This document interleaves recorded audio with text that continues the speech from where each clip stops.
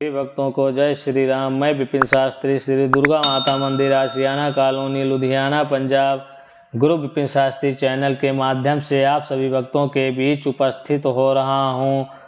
श्रावण महात्म कथा 16वां अध्याय। शिव जी ने कहा, हे सनत कुमार, अब शीतला सप्तमी व्रत कहूँगा। श्रावण महीने की शुक्ल पक्ष सप्तमी रोज व्रत करें। पहले दीवाल में बावली लिखकर उसमें अशरीरी संज्ञक दिव्य स्वरूपधारी गिनती के 7 जल देवता लिखें।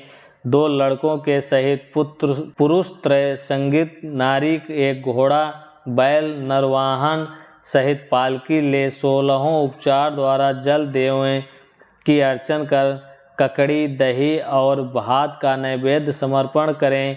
नैवेद्य पदार्थों का वायन ब्राह्मण को दें। इस तरह 7 साल तक व्रत कर प्रति 7 सौभाग्यवती को भोजन कराकर उद्यापन करें। एक सोने के पात्र में 7 जल देवों की प्रतिमा रखकर लड़के के सहित इन प्रतिमा में पहले रोज शाम को भक्ति द्वारा अर्चन करें। दूसरे रोज सुबह गृह होम सहित चरु होम करें। जिन्होंने पूर्व इसको किया था उन्हें जो फल मिला था उसे आप सुनो। सौराष्ट्र देश में शोभन नाम वाला नगर था। उसमें एक धनी सब धर्म को मानने वाला निवास करता था। उसने निर्जल तथा विजन वन में वापी खुदवाई।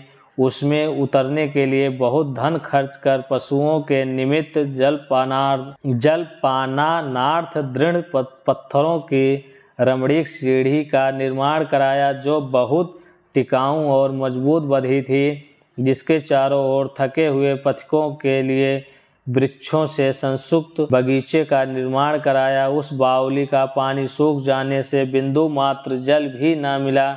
उसी समय दुखी हो धनी ने कहा कि मेरा परिश्रम व्यर्थ हुआ तथा धन भी व्यर्थ में खर्च हो गया। यूं वह धनी चिंता कर रात को उस बावली के पास सो गया। उसे रात में स्वप्न में जल देवों ने आकर कहा, हे धनद, जल निकलने का उपाय सुनो। यदि सादर आपने पौत्र की हम लोगों के लिए बलि दो तो यही बावली उसी क्षण जल से भर जाएगी। इस प्रकार स्वप्न में देखकर धनिक ने अपने गृह आकर अपने पुत्र से स्वप्न की सारी कथा कही। द्रविड़ नाम वाला जो धनद का पुत्र था वह भी धर्म तत्पर था। उसने पिता से कहा, पिताजी, मेरे तथा मेरे पुत्र के भी आप जन्मदाता हैं। उसमें भी यह धर्म का कर्म है।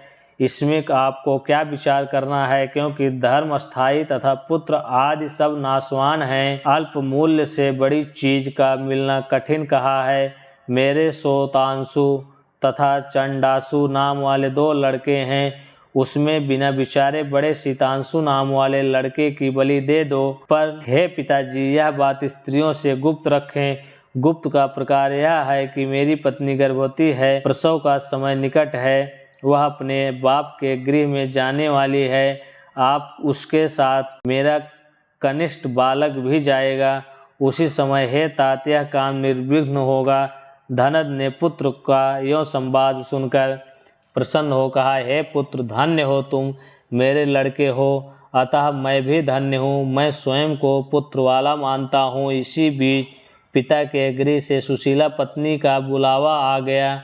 वह पिता घर तदेतु गई। उसी समय द्रविड़ ने अपनी पत्नी से कहा कि यह बड़ा पुत्र मेरे पास रहेगा तथा छोटा लड़का तेरे साथ जाएगा।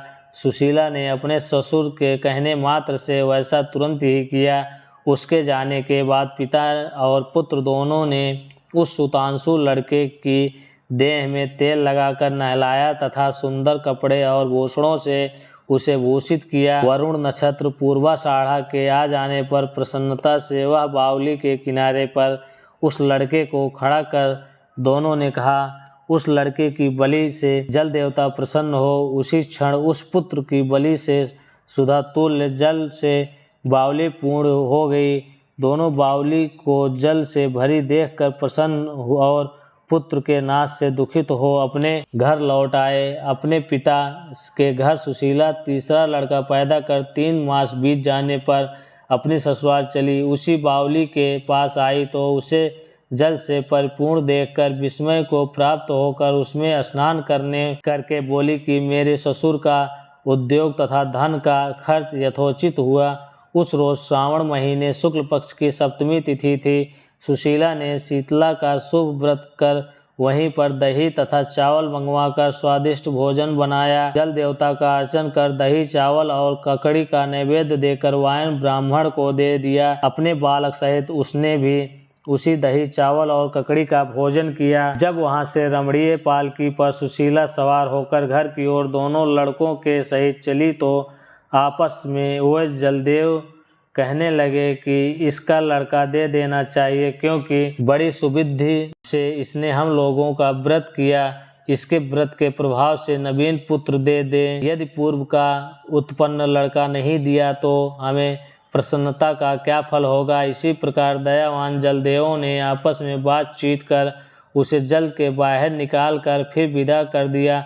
माँ को देखकर लड़का माँ के पीछे भागता हुआ माता जी ऐसा कहकर पुकारा।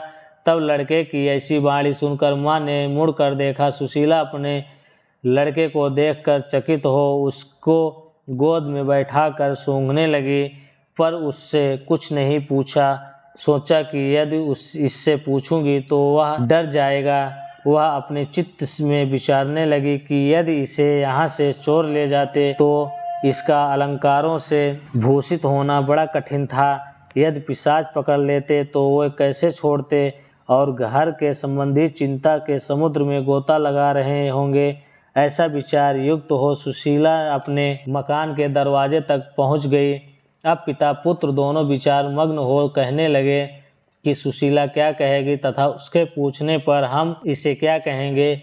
इसी बीच तीनों बालकों के सहित सुशीला अपने घर पहुंची। ससुर तथा पति ने बड़े पुत्र शीतांशु को देखकर परम आश्चर्यान्वित हो और प्रसन्न हो पूछा, हे सुचिस्मिते, तूने किस पुण्य या किस व्रत को किया था। हे भामिने, पतिव्रता हो, धन्य हो तथा पुण्यवती हो। इस शीतांशु को अब मरे आज 2 महीने बीत गए, परंतु तुमने फिर इसे कैसे प्राप्त किया। तथा बावली भी जल से परिपूर्ण हुई जाते समय वहां से एक लड़के को ले गई तथा आते वक्त 3 पुत्रों को लेकर आई। हे शुभ्र वंश का उद्धार तुमने किया है। शुभानने, मैं क्या तुम्हारी स्तुति करूं। यों ससुर ने प्रशंसा की और पतिदेव ने प्रेम से देखा। सास ने भी स्तुति की।